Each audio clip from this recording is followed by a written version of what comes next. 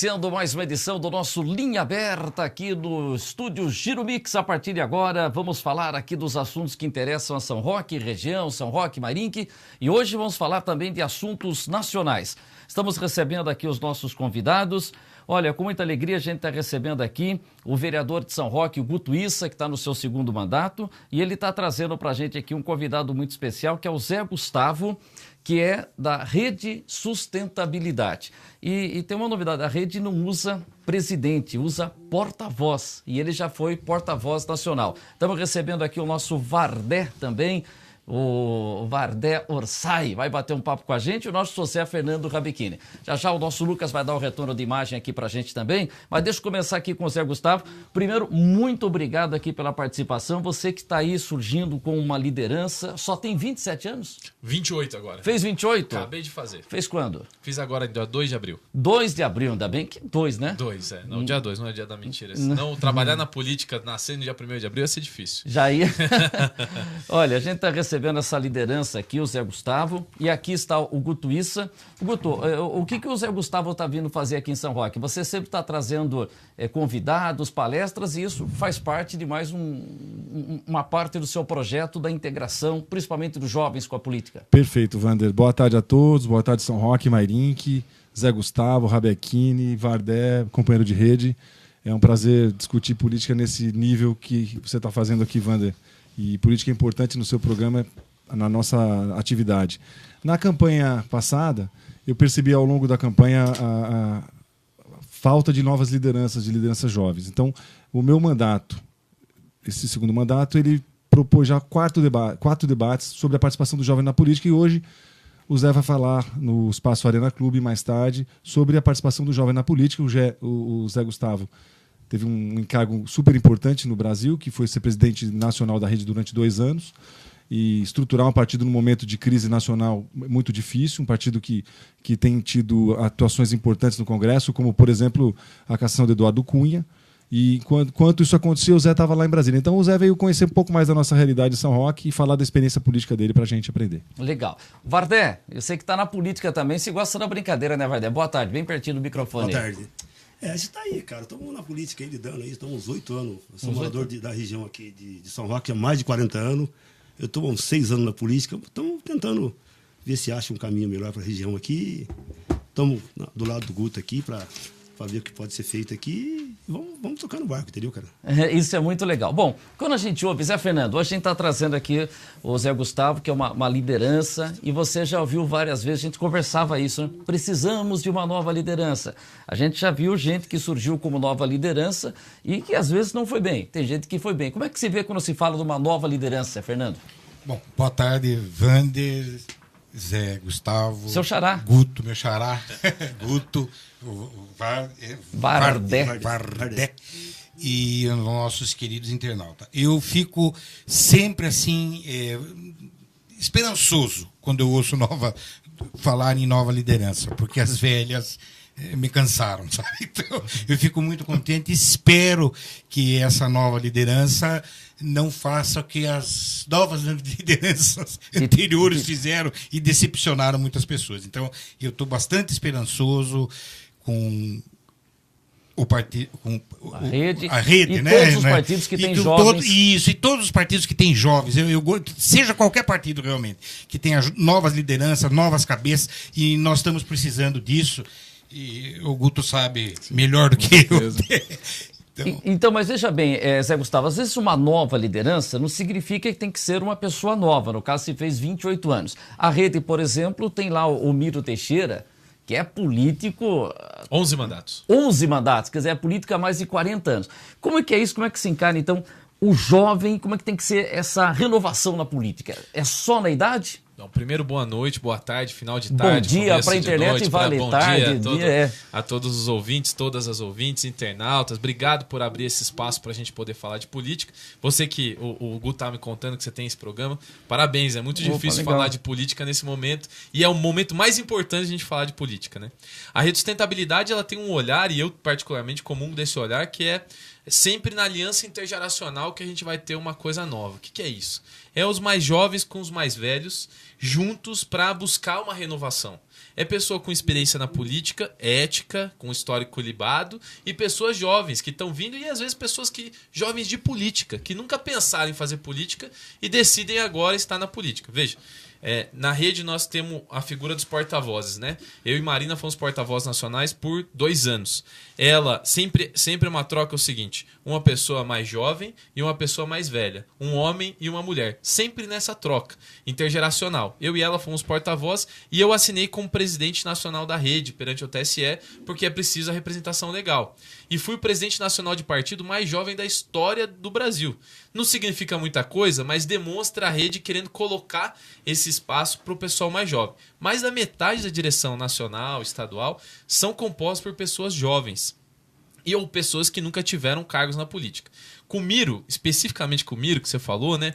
O Miro Teixeira, o nosso deputado federal do Rio de Janeiro, é uma pessoa, assim, fantástica. Eu, por pressuposto, achava que uma pessoa que estava há tanto tempo na política era uma pessoa ruim.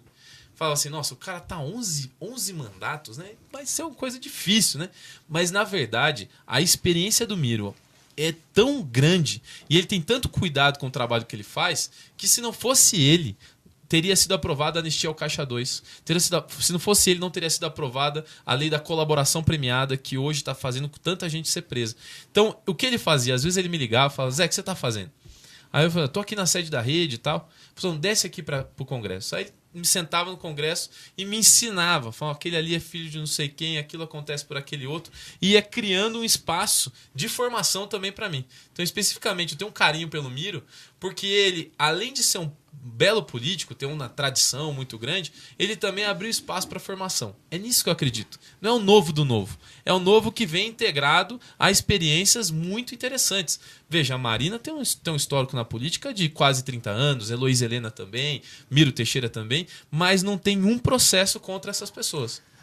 Na rede é o seguinte, se for ficha suja, não pode estar na direção. Muitos partidos... Ou nem filiado. Não pode estar nem filiado. Então, assim, muitos partidos têm pessoas... Não podem ser candidatos, ficha suja, mas são dirigentes partidários. Ou seja, uma contradição. Porque você não pode ter o ficha suja na política, mas ele pode ser dirigente partidário. Na rede, não. É assim, não pode ser jornalista, mas pode ser dono de jornal. É meio isso. Não é assim, ele não pode escrever no jornal, mas ele é o dono. Mas ele é o dono. No fim, as ideias são as deles, né? Esse que é o grande problema. E agora, tem uma coisa muito interessante acontecendo, que é uma geração aí. Eu acho que o Guto faz parte dessa geração. Por mais que tenha mais tempo de experiência, mais experiência de juventude do que eu, são uma geração que quer transformar a política, sabe? E por mais que esteja no momento, minha mãe lá em Dois Córregos, às vezes as pessoas perguntavam para ela assim, Ana, o que seu filho faz? Aí ela falava assim, ele tá envolvido com política. Parecia que eu tava cometendo um crime, né? Porque isso parece que é a política. Você tá atuando, parece que você tá fazendo uma coisa errada. E aí ela, ao longo do tempo, ela foi entendendo que estar na política era uma coisa para transformar as coisas, né? E hoje eu acredito que tem muita gente querendo transformar a política, entendeu? Tem vindo uma geração de pessoas, principalmente jovens, que querem transformar a política. A gente vê toda a sua boa vontade, do Guto, tá aí o Vardé, mas principalmente você como uma liderança nacional, mas o que a rede vai ser diferente dos partidos que a gente tem aí? O que vai ser diferente com relação a, vamos dizer, a corrupção, por exemplo, de não deixar que o partido se envolva? O que vai ser diferente a rede e como é que a rede vai conseguir ser diferente? Boa pergunta, porque a gente fala bastante, né? Mas eu acho que o que demonstra muito são as nossas ações. Nós temos 2 anos de mandato, 2 anos de história só, né? Até agora. São 2 anos de atuação, desde 2015, quando a gente registrou o partido. E aí, nós já, nesses 2 anos, já somos considerados pela Fundação Getúlio Vargas o partido que mais combate a corrupção no Brasil. Um partido pequeno, que tem apenas 2 deputados e 1 senador, já entrou com ações de cassação de mandato de 13 deputados federais. É uma coisa assim, é até triste falar disso, mas fomos nós que entramos com ação contra Eduardo Cunha, contra o Delcídio do Amaral, que é senador, contra o próprio Paulo Maluf, Rocha Loures, Aécio Neves. Nós tivemos a iniciativa com o partido com representação na Câmara de combater a corrupção e fomos, na pesquisa da Fundação Getúlio Vargas, foi demonstrado isso.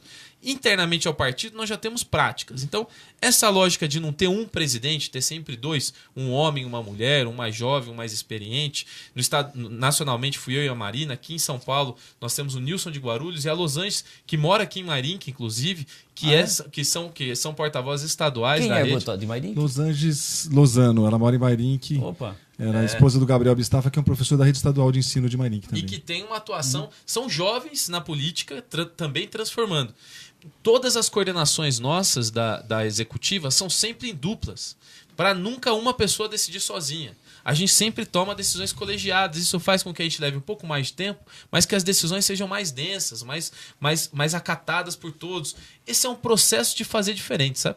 Uhum. Nós estamos conversando aqui com o Zé Gustavo, que já foi porta-voz nacional da Rede Sustentabilidade, e o porta-voz corresponde a ser presidente, Perfeito. né? Isso. Agora, por exemplo, quando você fala assim, aí a gente vai ouvindo, puxa, parece que a gente está lembrando aquele tempo do início do PT e de outros partidos, PMDB, que falava assim, nós vamos combater, que o Lula falava, ó, tem 300 picaretas lá. Quer dizer, a rede não está lembrando um pouco aquele tempo romântico do PT e o que fazer para não tomar um caminho diferente? A Marina tem Agora alguém pode falar assim, eu já ouvi esse discurso. A Marina tem uma frase muito boa, que ela diz assim, que sábios são aqueles que aprendem com os erros dos outros, estúpidos são aqueles que não aprendem nem com seus próprios erros. Ainda que eu não tenha feito parte de nenhum desses outros partidos, eu vejo com uma admiração o processo de formação do próprio PMDB, do PSDB no seu começo, do PT no seu começo, que infelizmente depois se perderam. E tem gente nesses partidos tentando fazer uma revitalização, o que eu acho muito interessante. Os partidos precisam se ressignificar.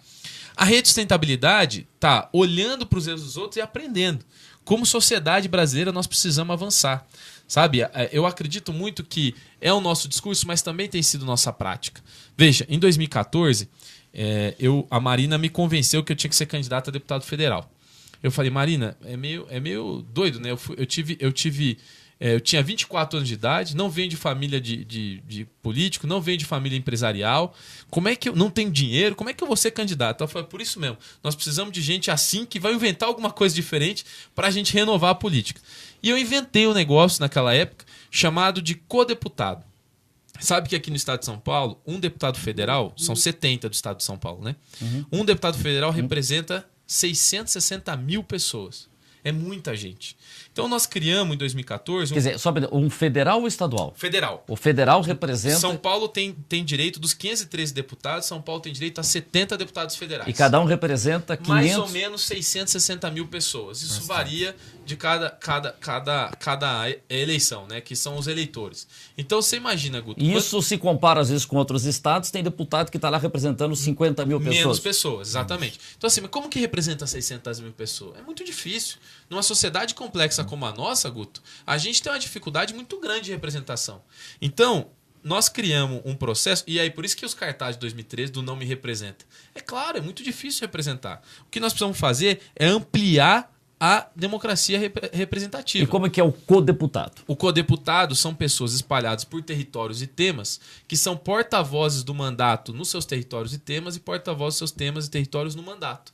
Foi uma experiência que nós criamos, uma tecnologia social que, infelizmente, não foi eleita em 2014, mas com nada nós tivemos 14.474 votos em 351 cidades do estado, representando 56% do estado de São Paulo. Então, nós tivemos uma experiência que depois foi levada para uma escala de vereadores e começou a ser implementada. E não é só na rede, não. Vários partidos começaram a usar os co-vereadores. E esse ano espero que mais gente use a ideia dos co-deputados. Essa é uma ideia. Olha como é a nossa lógica. Nós desenvolvemos a ideia dos co-deputados. Vai dar certo? A gente não sabe. Esses caras são remunerados? Essas pessoas são remuneradas? Não são. São pessoas que têm suas vidas cotidianas e que dedicam de 3 a 5 horas por semana para receber informações do mandato e para enviar informações para o mandato. A gente não sabe, mas é uma experiência. Agora, nós desenvolvemos uma tecnologia e deixamos aberto para quem quisesse usar. E hoje, muita gente está querendo usar para mudar a forma de fazer na política. Zé Fernando tem uma pergunta, o Guto vai falar também, o Vardé. Eu ia pedir só... Tá muito forte o ar? Não, tá legal. Tá bom? Tá legal. O Zé que tá sem blusa aqui. Não, tô tranquilo. Tá firme aí. E o Zé Fernando tá bem encapotado aí. Então tá bom. Eu vou pedir só pro nosso Lucas uma aguinha aqui pro Zé Gustavo, né? Obrigado. Isso. E aí, Zé Fernando? Não, só eu diria que eu, como parlamentarista, olha só. acho a sua ideia ótima. Não poderia ser diferente. Somos dois, né? Desde a primeira eleição, até eu não me envolvo em política, mas quando teve, eu pedi para as pessoas, volta no parlamentarismo. Desde então, quando eu tomei na época, eu me interessei mais por isso, e desde então, e eu diria que como parlamentarista, a sua ideia é ótima, espero que você consiga realmente que os outros partidos também acompanhem, porque um só fica muito difícil. E o que eu gostaria de perguntar é o seguinte, bem, curto e grosso. A Marina é candidata. A Marina é pré-candidata. Pré-candidata, exatamente. Tem coligação o partido de vocês? Ou não? Nós estamos discutindo coligações com outros partidos, principalmente partidos menores. Nós estamos trabalhando, sim, essa coligação. Agora, a coligação que a Rede Sustentabilidade vai fazer, assim como foi orientada e os municípios fizeram aqui em São Roque, é sempre orientada para ser com pessoas convergentes e partidos convergentes com a história e trabalho da Rede Sustentabilidade. Nós não vamos fazer uma coligação com partidos que estejam altamente implicados em escândalos de corrupção, em pessoas que estão sendo investigadas e quase claramente envolvidas em processo de corrupção. Então, a rede, isso vai implicar o quê? A rede não vai ter grandes estruturas. Mas essas grandes estruturas estão altamente contaminadas. É muito difícil. Como é que nós vamos falar? É contraditório às vezes isso, né? As pessoas falam, mas a Marina não tem grandes estruturas. Mas as grandes estruturas estão contaminadas por processo de corrupção. Como é que a gente vai fazer essas coligações? Não vamos. Vamos trabalhar sempre na ética, na prática do trabalho cotidiano que a Marina vem trabalhando desde que ela foi candidata a deputada federal pela primeira vez em 86. Começou como candidata a deputada? Constituinte. Constituinte. Achei que ela tinha, mas não passou por vereadora? Aí ela não foi eleita, depois foi eleita deputada estadual. E então já foi eleita senadora. Depois foi pro Senado. Foi a senadora mais jovem da história do Brasil. E olha só, a gente repetindo a história, né? É uma tá chegando a sua aguinha aqui do Giro Mix. Uma posição corajosa e espero que assim continue. Sim. Que faltou essa coragem para os outros. E existiu no início e depois acabou. Não me interprete mal aí, todo mundo me Você está um pouco desanimado. Vendendo a alma ao diabo, como diz. Então eu acho que é complicado isso. Perfeito. Mas isso eu não poderia esperar outra coisa senão essa sua resposta. Agora, Guto, você que está na política aí, o político está levando cacetada de tudo quanto é lado. Mas o caminho é pelo político. E você acha que muitas vezes tem que ficar explicando isso, né? Então, Vander, eu tenho orgulho de ter um mandato que me deixa confortável perante a população. E você acompanha esse mandato, o segundo são 6 anos, e o meu mandato é um mandato típico rede, um mandato focado na ética. E eu sigo uma coisa que eu vi da Marina em 2013, na fundação do partido, em fevereiro de 2013 em Brasília, que ela nos orientava a fazer o seguinte: olha, o mandato correto, moderno, é não ser situação e não ser oposição. E você viu muitas votações na Câmara que eu faço exatamente assim. Fiz no primeiro mandato, na época do governo Daniel, e faço nesse mandato no governo Cláudio. Então, eu não sofro isso que a grande massa dos políticos está sofrendo, essa rejeição.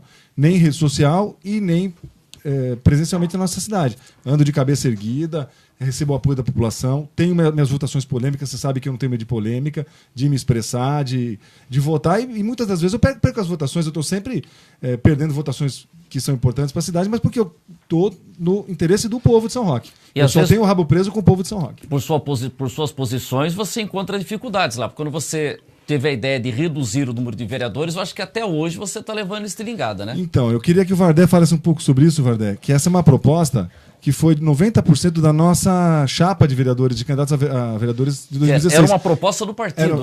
Apenas 2 pré-candidatos não toparam, mas todos os outros toparam, então eu levei a cabo uma iniciativa que era do nosso grupo. A cabo não é a Cabo Jean. Não, eu levei a cabo, que é nosso colega de rede. É uma proposta que era do grupo da rede, né? Que, aliás, é uma PEC que está tramitando no Congresso, de redução inteira do Legislativo brasileiro. Eu considero um paquidérmio legislativo brasileiro muito grande e muito caro. Assim, eu não obtive as assinaturas necessárias para a nossa projeto, mas eu não desisti dele. É uma posição Você pode falar sobre isso, por favor? Eu posso, Só aí fica pertinho para dentro. É que nem o Guto falou aqui. Isso aí foi discutido, na verdade. E a respeito disso aí, que era a redução para 13 vereadores. Hoje são 11. 15. É para 11, né, Guto? O projeto era de reduzir de 15 para 11. 15 para 11. Infelizmente, depois que a campanha se elegeu, de repente, sei lá, as pessoas mudam pensamento,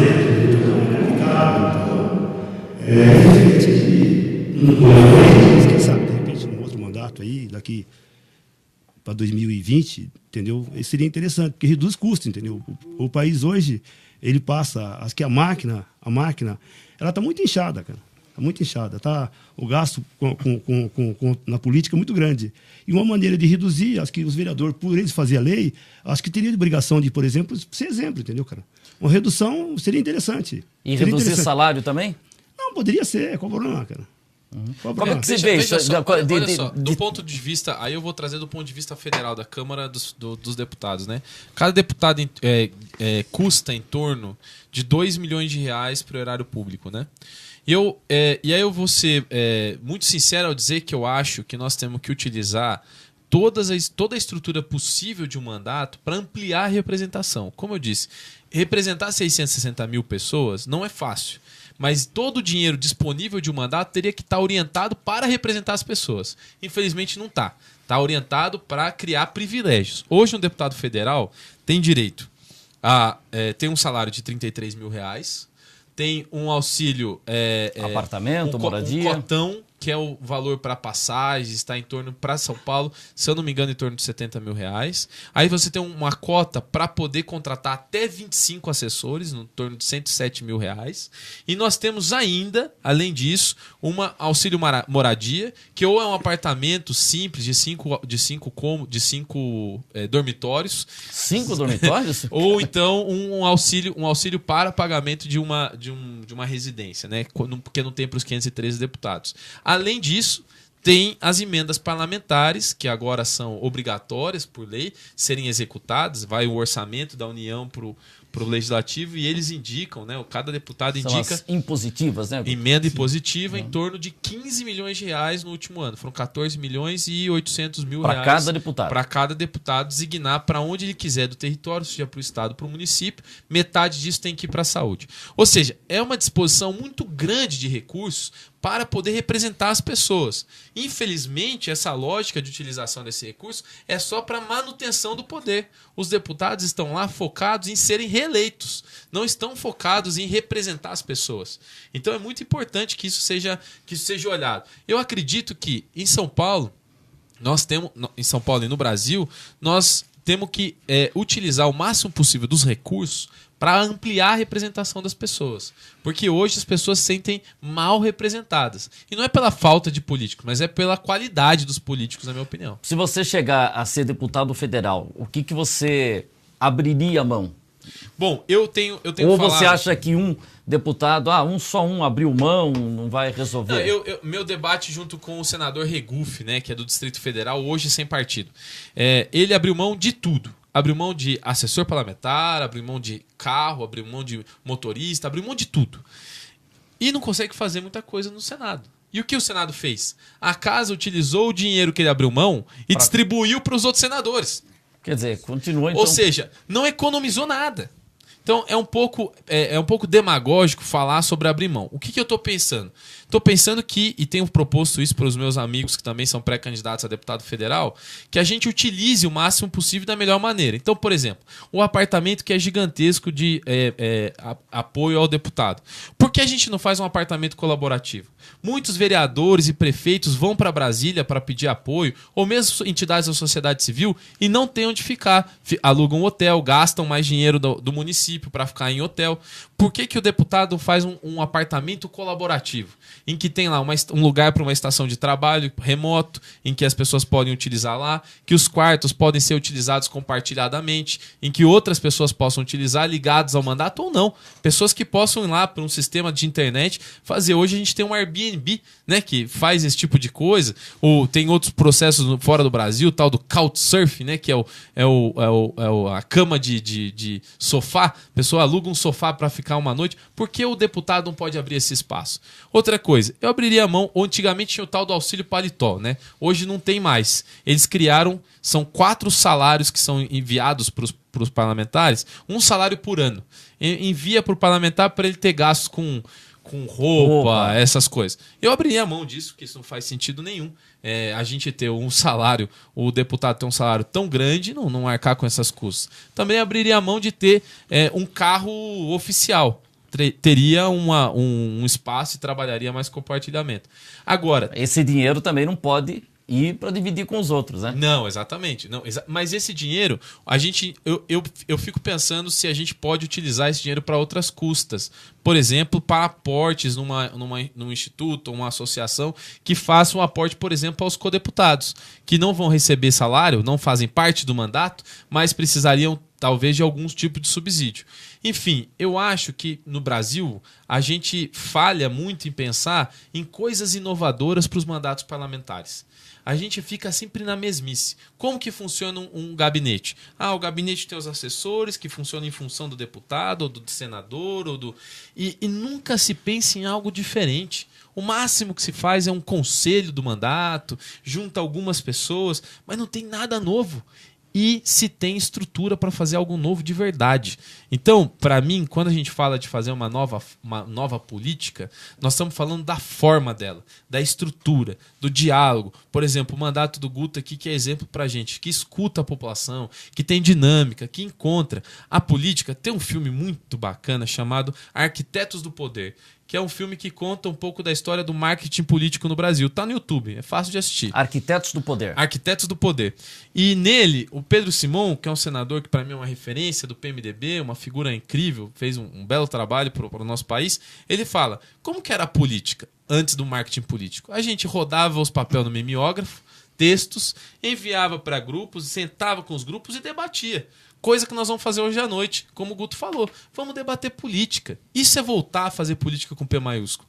A política precisa ser resgatada. A política, o Miro Teixeira fala, política é uma senhora de respeito. É que ultrajaram ela nesses últimos tempos.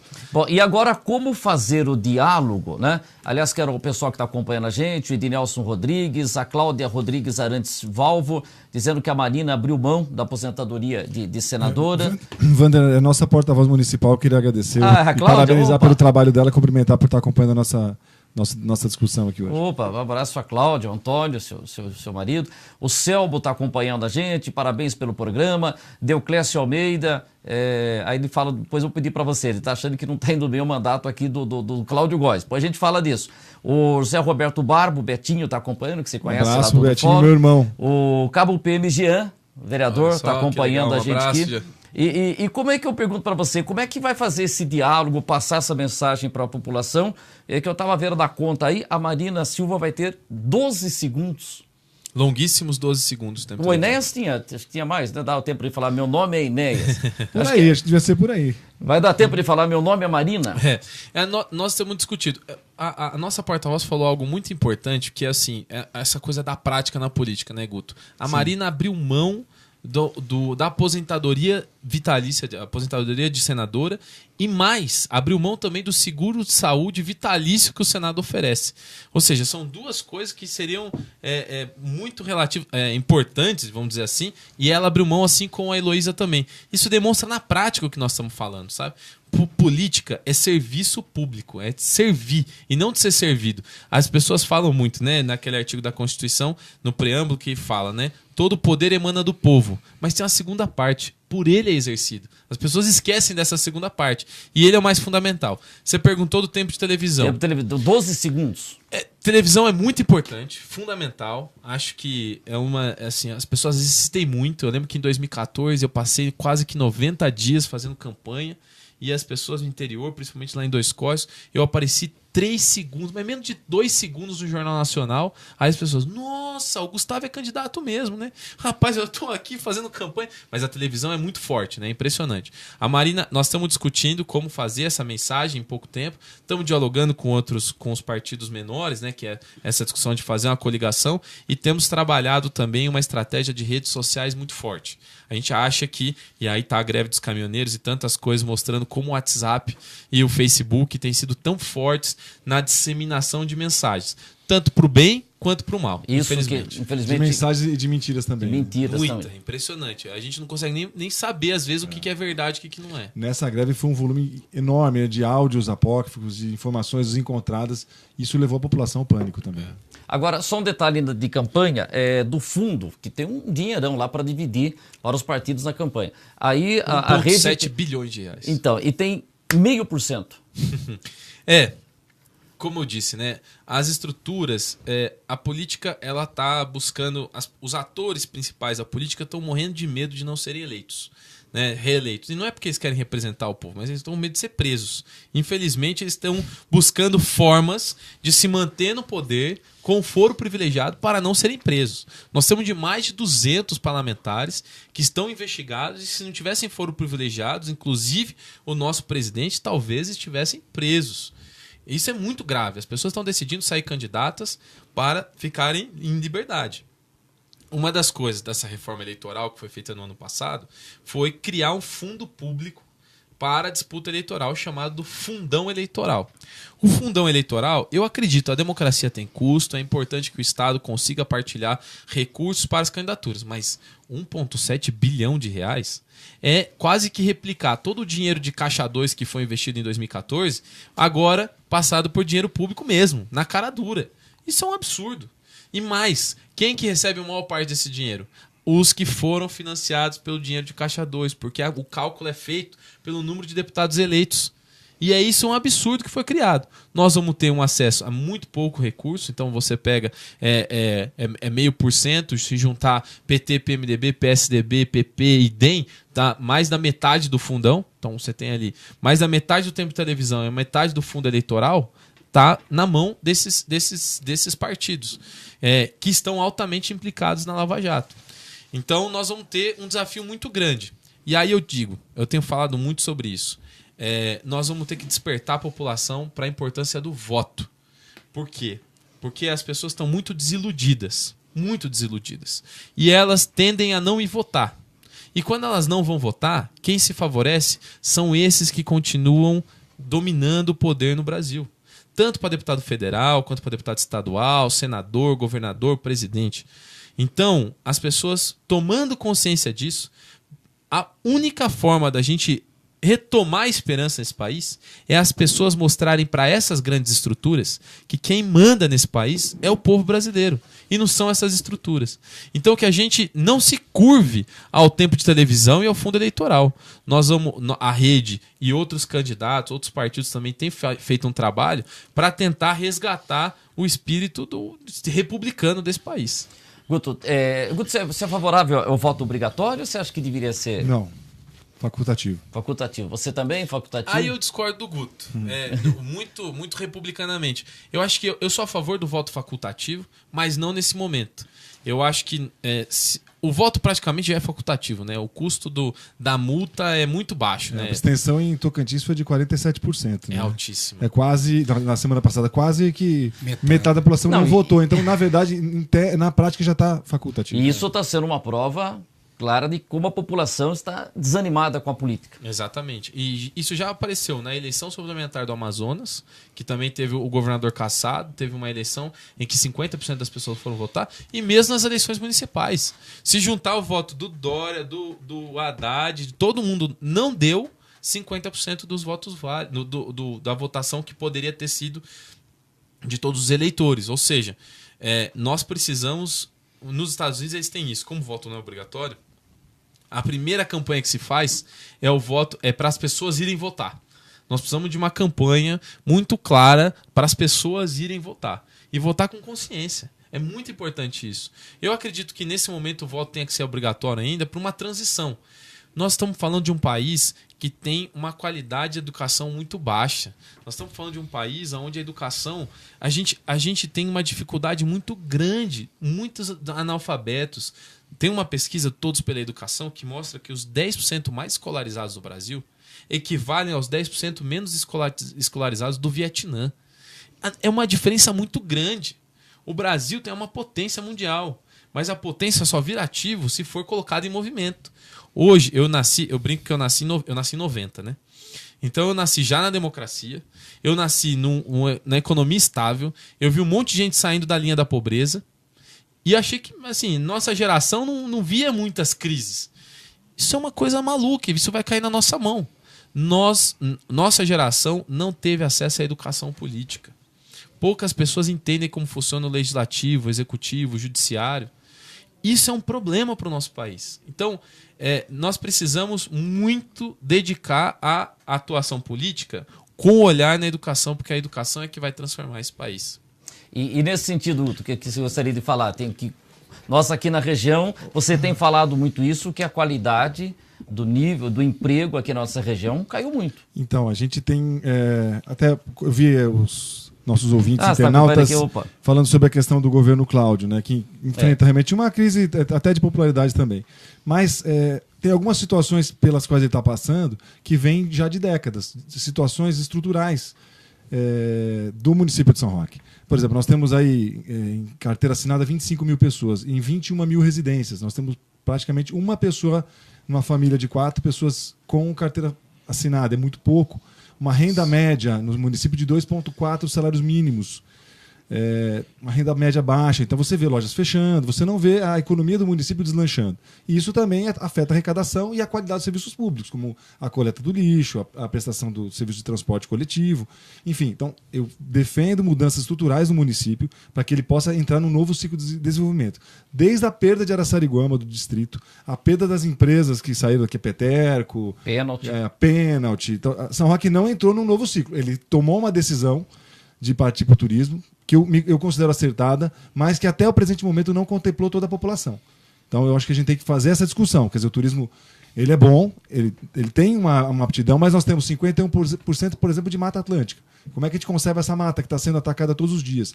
É o que me conecta na rede de sustentabilidade. Trouxe até para você. Você está trazendo aqui, prometido, porque a história você tinha o Moranguinho. Isso, a história da minha família ligada à sustentabilidade. Meu pai foi franciscano. Sítio São Francisco, né? E por isso que o Sítio São Francisco. Aqui nesse ano nós fomos a maior lavoura de morango orgânico do mundo. Eu lembro que tinha um quadro do Banco Bamerindos e passava sábado à noite no Jornal Nacional. Gente que faz. Exatamente. Não era? Gente que faz. E aí apareceu... Você lembra disso, Zé? Não lembro. É muito legal, vou te mandar o vídeo. Vai mandar o vídeo em VHS, viu? Falar em VHS. Então nós fizemos um trabalho pioneiro de agricultura orgânica. VHS eu peguei. Olha aqui o seu irmão aqui. Né? É o André. O André. E a gente trabalhou com agricultura orgânica assim, por 16 anos, fomos pioneiros. Essa foi a maior lavoura de morango orgânico no ano 2000. A gente chegou a 600 mil pés de morango orgânico. E essa 600 mil pés de morango? É muita coisa. Na média a gente plantava 100 mil pés. Agora a gente tem, por conta do meu pai, ter sido franciscano, uma ligação com a natureza, com os animais. E foi isso que me identifiquei com a Marina e fui buscar lá os Sonháticos em 2012 e participar da fundação. Isso que me conectou à rede, Vander. Legal. Aliás, quando fala sustentabilidade, não é só sustentabilidade... aliás, hoje é o dia do meio ambiente, né? Hoje. Não é só estar ligado ao meio ambiente. Você tem que ter sustentabilidade em outros setores também, né? Não, exatamente. A gente quando olha... Desculpa, Guto. Você está mais apto a responder. Não, porque essa questão... A Marina fala muito disso. Fala muito, né? O olhar... Bem legal aqui. Estamos vendo aqui, vendendo... Pão de açúcar, vários prêmios, nós fomos premiados, entrega a domicílio. A sustentabilidade, quando a gente fala, é um olhar sim para a questão ambiental, mas é uma sustentabilidade que a gente fala de 7 eixos da sustentabilidade. É a sustentabilidade ambiental, mas é econômica, é política, é social, é cultural, é ética e é estética. Qual é a nossa visão de Brasil? É um Brasil politicamente democrático, economicamente sustentável, ambientalmente sustentável, culturalmente diverso e politicamente democrático. São 5 eixos, me confundi. Ambientalmente sustentável, economicamente próspero, socialmente justo, politicamente democrático e culturalmente diverso. Esse é o olhar que a gente tem para o Brasil. A sustentabilidade é nosso conteúdo, a nossa visão de Brasil. Não é só a questão do meio ambiente. Vardé, você que gosta da política e você sai na rua, você sonha em ser político, né? Isso tá estampado aí. E o que as pessoas falam? Não entra nisso, político. Como é que é essa reação? Você que tá com o povo ali. Se dependesse da turminha de casa lá, eu estaria fora, entendeu, cara? Infelizmente a oposição maior tá lá em casa. Às vezes tem isso na família, né? A família, você é solteiro? Eu sou solteiro. Tenho uma namorada. E ela gosta de política? Gosta. Porque se não apoiar na família, não vai, né, Guto? Não. A minha gosta. Não, porque se não apoiar, se não tiver o apoio ali... Se a minha namorada não desse a sustentação, não dá. Mas veja bem, deixa eu falar. Se a gente não... A gente tem que se articular, você tem que procurar o melhor para o país, cara. E não tem outro jeito, você tem que militar. Seja candidato ou não candidato, entendeu, cara? Hoje você vê na rua hoje aí, o pessoal tá desanimado, o pessoal tá desacreditado, entendeu? Vai ser barra pedir voto esse ano para o deputado, vai ser barra, mas fazer o quê? A gente tem que acreditar. Hoje, você acha que vão correr atrás de você quando se chegar lá? Político não! Não, realmente meio complicado, mas a gente tem que acreditar. Então, tá aí o Zé, é um cara novo, vem com uma proposta legal. Vamos ver como é que a coisa anda aí, de repente, numa dessa aí, a gente... Vou ver a posição que o Guto toma aí. Então, uma coisa que a gente tá vendo, hoje é agressão toda hora, né? E não é só na política. Coloca lá que o tal time ganhou, o outro já xinga, né? Sem dúvida. Parece que tem mais o anti do que o torcedor. E a gente tá vendo na política, então, nem se fala, né? O que a gente tá acompanhando, toda essa briga. Como é que é esse pensamento da rede do pacto de não agressão? O que é isso? É discutir... Mas vamos discutir só na palavra, não vamos sair no braço. Tem muito disso, né? Hoje em dia tá pesado, né? O Guto fala disso? A gente faz isso na prática nos mandatos, né, Wander? A gente precisa ter uma política propositiva. Você pode observar que eu procuro também nas minhas pautas sempre estar trazendo soluções. Acho que discutir a crise, falar da desgraça, a população está, se me perdoa a palavra, de saco cheio, entendeu? De falar só de crise. E eleição é um momento de você discutir os problemas do país mais a fundo. Portanto, é fundamental que que exista esse pacto para que as pessoas se respeitem e façam uma campanha limpa que não ofenda mais a população.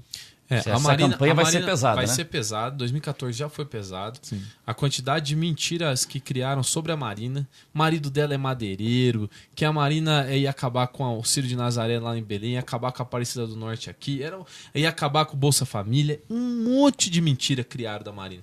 E quando acontece nos Estados Unidos, tem nome e vira conceito, né? Fake news. Já aconteceu fake news no Brasil em 2014. E mesmo ela sofrendo tudo isso, chegavam possibilidades de fazer coisas. Ela falou, não vamos fazer. Nós não vamos agredir ninguém. Nós vamos fazer o debate sobre o programa. Qual é a visão de Brasil? E Marina foi a primeira a sugerir a todos os candidatos esse ano um pacto de não é um pacto de não agressão, mas é um pacto de debate político. De respeito. De né? respeito. E é um respeito não é só com o outro, mas é com o espectador. Com a população, né? Tem um pesquisador italiano chamado Manuel Castells, que ele fez uma pesquisa e demonstrou que a política, se fosse uma profissão, seria a profissão com menos referência, com menos credibilidade de todas na Itália. Claro. Lá a Itália tá uma dificuldade para fechar lá agora eles conseguiram fechar. O parlamento lá, né? Fechar no sentido de fechar o governo, não o parlamento. As pesquisas aqui no Brasil demonstram. Hoje os partidos políticos são as instituições com menos credibilidade de todas. Isso por quê? Porque uma informação negativa impacta 10 vezes mais do que uma informação positiva. Isso as pesquisas mostram. A comunicação é isso. Então, na vez de eu falar num debate com o Guto, eu enaltecer as coisas que eu quero fazer, eu vou lá e agrido ele. Porque parece que isso pega mais. Quem tá nas redes sociais vê isso. Às vezes uma notícia ruim corre muito mais rápido do que uma notícia boa, infelizmente. A gente vê, tem um jogador de futebol que é ligeiro, um atleta, nossa, esse cara corre mais que notícia ruim, né? Porque notícia ruim Vai que vai, né? Notícia ruim é bom pro jornalista, né, Wander? Mas isso faz... Notícia ruim, fala notícia boa, ruim pro jornalismo. Não, mas tem que ter notícias boas. Mas isso faz com que a política fique em descrédito. Por quê? Um puxa o outro, um fala mal do outro, puxa todo mundo pro buraco. Por que nós não vamos discutir o futuro do Brasil? Eu tava falando, né? Eu nasci numa perspectiva quando me contaram que o Brasil era o país do futuro. Esse futuro não chegou, o presente a gente tá em dúvida e o passado a gente quer esquecer. Isso não pode acontecer. Esse é um país que nós queremos viver, criar os nossos filhos e construir para frente. O que vai ser o Brasil daqui 20 anos? O Brasil está mudando muito. E só uma correção, o Castells é um sociólogo espanhol, tá? Espanhol, que você ia falar de italiano. Italiano, é. E diga, Zé Fernando. O país do futuro, acho que nós somos desde 1800 e alguma coisa, que eu já acho que foi a primeira vez que se falaram que o Brasil era um país do futuro. Ele só não chegou, calma. E parece que é uma desculpa, que nem né? amanhã, né? Nunca chega amanhã. E parece que é uma desculpa, É uma né? desculpa, Uma desculpa para não fazer o que tem que ser feito agora. Né? Exatamente, é isso aí. Tá, matou, é isso aí. No futuro a gente vai acertar isso. Isso empurra com a barriga tudo. O Paulo Nogerini dizendo que está muito bacana o formato, os convidados estão de parabéns e tal. Um abraço, Paulinho, da URI. Ele é da União Regional dos Estudantes, tem centenas de estudantes acompanhando. Na União. Opa, o Carlos Manuel Souza, é o Carlão do Bacana. Carlão do Bacana. Lá, durante muitos anos trabalhei na Praça da Matriz, proprietário do Bar Bacana. Não sei se ele está morando em Portugal agora. Você está em Portugal, Carlão? Manda pra gente. Já manda pra gente. E era cliente de morango do meu pai. Ah, né? é? Cansei de propor um projeto para transformar São Roque em shopping a céu aberto. É necessário renovar e inovar, mas isso causa trabalho. O Zé Balaio, que é nosso companheiro, hoje infelizmente não pôde estar aqui. Um abraço, Zé. O dia que eu vim, você não veio, Zé? Quer bater um papo com você, né? Gosta muito de política. O Toninho Barba, que é o presidente do PSB, né? Abraço, Barba. Está acompanhando. E a Nirley Crespi, que é psicoterapeuta, amanhã estará conosco, também está acompanhando aqui o nosso programa. Você quer falar alguma coisa, Fernando? Tem o Rafael Tanzi. O Rafael Tanzi, que é vereador também. Um abraço aos meus colegas Tanzi e Jean e para Nirley Crespi, do Vida em Movimento, e a comunidade do Saboá também. Ah, se conhece? Sim, com certeza. Aliás, eu confundi aqui, não é a Nirley Crespi que está aqui, é uma outra pessoa amanhã. Então tá bom, abraço para todos. Eu vou até marcar aqui que eu fui traído pelo nome, Nirley Crespi, que é só eu vou pegar o nome da outra aqui, porque é parecido. Abraço para todos. Um abraço para todos aí, um abraço do Nirley, que está acompanhando, mandou um abraço pra gente aqui. Bom, aí fala assim, mas tá aqui, quer ser político e tal. Eu falo, o que você faz na vida? Você estudou em Araraquara. Eu fiz administração pública na Unesp de Araraquara. Eu tenho me formado para entender melhor o funcionamento do Estado e pensar como aperfeiçoá-lo. E aí, como é que foi essa experiência no Canadá? Eu tive um estudo. Durante minha graduação, eu consegui uma bolsa da Unesp para ir para o Canadá. Eu, como eu disse, venho de uma família simples, de São Carlos e Dois Córregos, e consegui uma bolsa. Vivia lá em Araraquara com uma bolsa de R$300 por mês, que eu fazia tudo minhas atividades. E consegui uma bolsa para ir para estudar no Canadá. E lá no Canadá, eu tinha que escolher entre... Ela mesmo. Eu tive que escolher entre ou morar ou comer, porque a bolsa não dava para os dois. E aí, num determinado momento, eu fui pedir ajuda. Eu sou um católico, cristão católico, né? Fui pedir ajuda na igreja. Eu falei, eu sempre atuei na igreja. Foi coroinha? Fui coroinha. Fui coroinha e entrei no seminário, depois eu abandonei. Mas eu comecei a fazer os encontros vocacionais do seminário em São Carlos. E aí, depois, nessa igreja, uma senhora me abordou para me dar uma oração, começou a falar comigo e eu entendia direito o inglês e tal. Aí eu cheguei para ela e falei assim, olha, eu acabei de chegar do Brasil, preciso de ajuda e não entendi muito o que a senhora falou. E essa mulher sentou comigo no banco da igreja, me deu uma oração, me ensinou a rezar em inglês e falou, não, vou te ajudar. Descobriu que o lugar mais barato para ficar era onde eu estava, que era um hostel, um albergue. Você já estava no mais barato? Já estava no mais barato. Aí ela foi lá e negociou com o dono do albergue para eu não pagar e trabalhar para ele. E aí fiz lá umas coisas, arrumava. Só que um mês depois que eu estava lá, essa senhora, a Nancy, ela me convidou para o aniversário dela na casa de uma outra senhora. E lá, ela me apresentou uma amiga de infância que era casado com o governador da província de onde eu estava, a província de New Brunswick. E me apresentou para ele como um estudante brasileiro que veio entender da política no Canadá. Esse senhor, que é o Mr. Gwendon, o governador no Canadá é diferente. Ele é um patrono cultural e artístico. Ele não é executivo que nem aqui. Ele é uma pessoa indicada pela rainha da Inglaterra. O governador do Canadá? O governador das províncias e o governador geral, para ser um patrono cultural e artístico. Então ele mora num palácio preparado para receber a família real a qualquer momento. Nunca foi? Nunca foi lá, mas está preparado para receber eles. E toda segunda-feira à noite ele me recepcionava no palácio para contar um pouco mais sobre como era essa relação política entre o Canadá e a Inglaterra, me explicava um pouco mais sobre a política, e foi lá a primeira vez que eu tive a experiência de conhecer a vida privada de um homem público. Porque aqui parece as coisas, né? Os políticos são distantes, são inalcançáveis, são aquelas figuras. E ali com ele eu conheci um homem que eu discordava de um monte de coisa do que ele falava. Mas um homem que tinha uma família muito interessante, tinha a sua espiritualidade e era um homem público que tinha uma atuação social.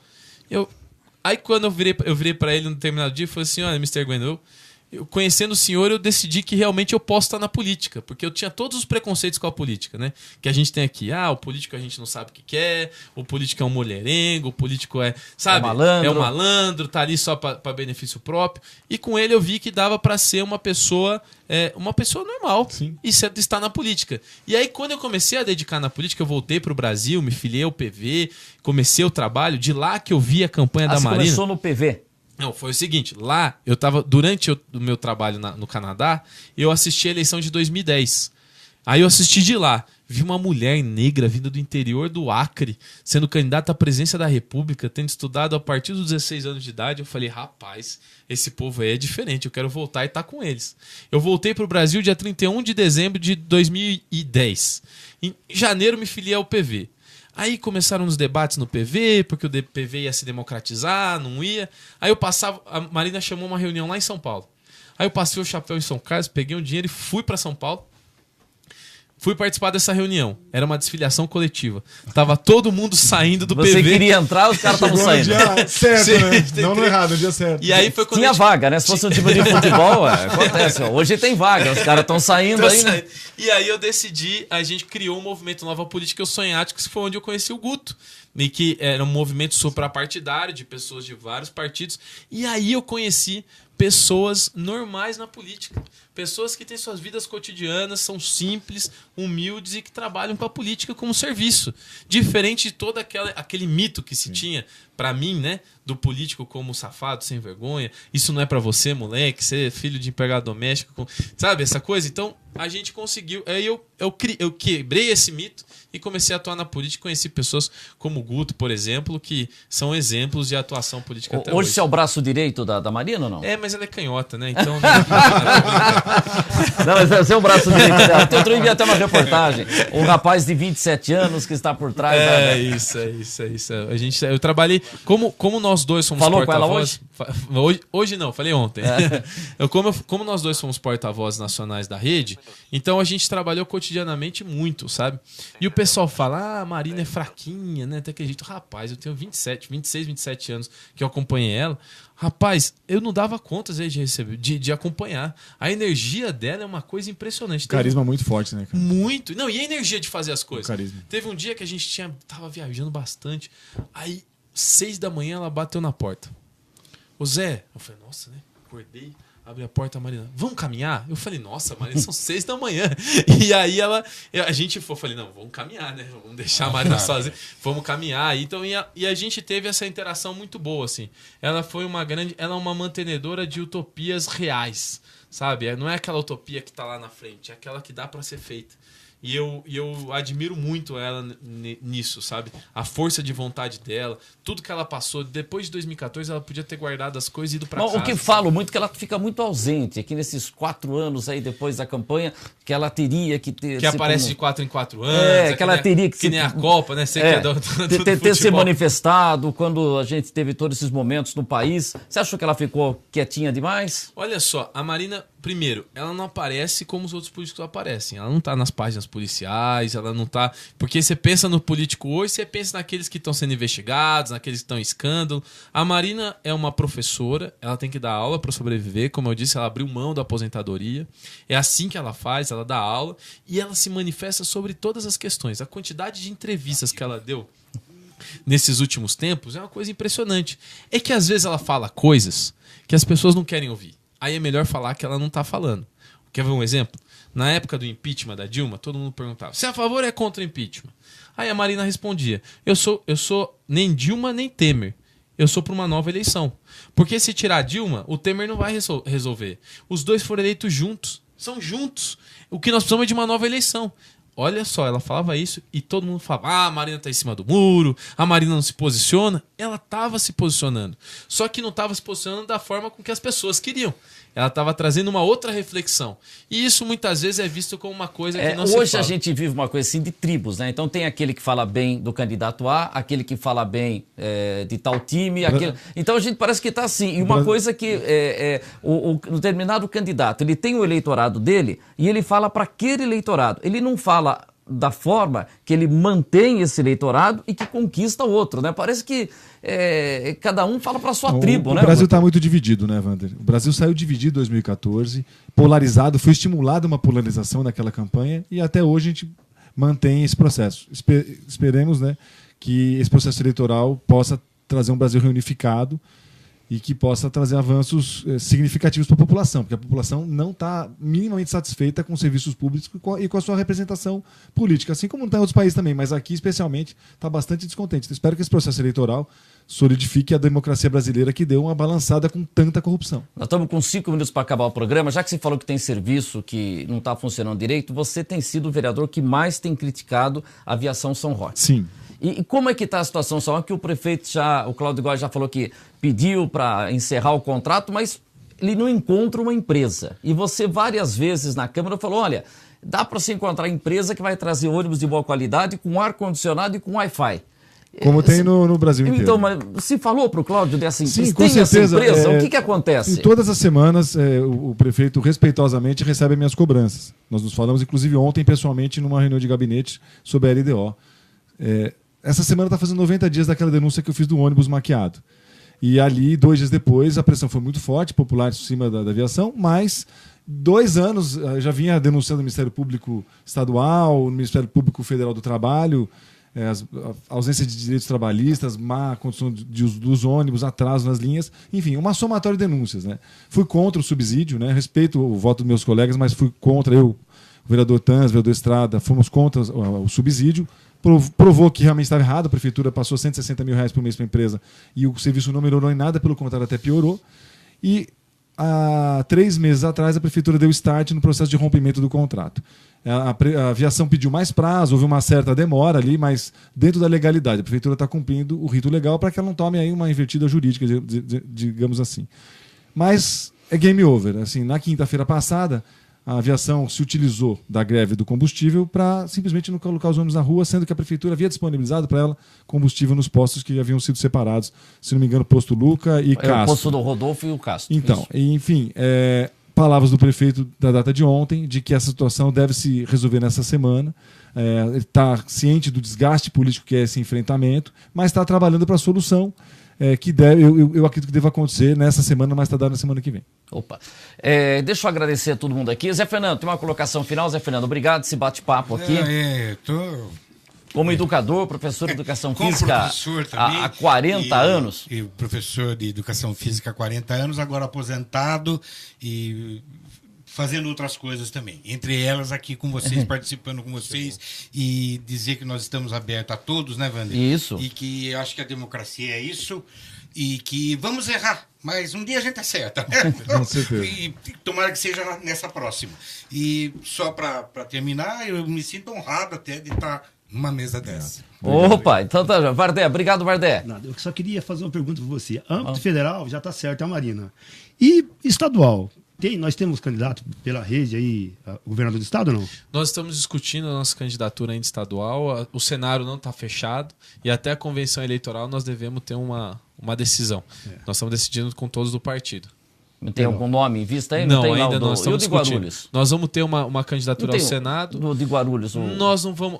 O Alexandre Zeituni é uma referência para nós, uma liderança muito importante, mas ele está tomando conta de algumas questões mais locais nesse momento. Então, mas aí pode fazer uma coligação para... Sim, nós estamos discutindo uma coligação junto ao PMN aqui no estado de São Paulo, mas ainda é um debate. Quem que é o candidato do PMN? O PMN tem o candidato é o Cláudio do Guarujá, mas nós estamos discutindo com ele uma coligação também na proporcional, né, entre os deputados estaduais e federais. Ok. Obrigado, Guto, pela presença. A gente depois vai voltar um dia aqui para a gente falar mais das coisas da nossa cidade. Hoje a gente falou que é bom também falar da política nacional, né? Com certeza, Wander. Passa muito rápido o tempo, são muitos assuntos. Uma hora. É sempre um prazer falar para você e para nossa cidade. Coloco o meu mandato à disposição da população de São Roque. Estou sempre a serviço. É um prazer servir nosso município. Obrigado a todos. Foi um prazer, Zé. Obrigado pelo seu tempo. E onde vai ser a apresentação hoje?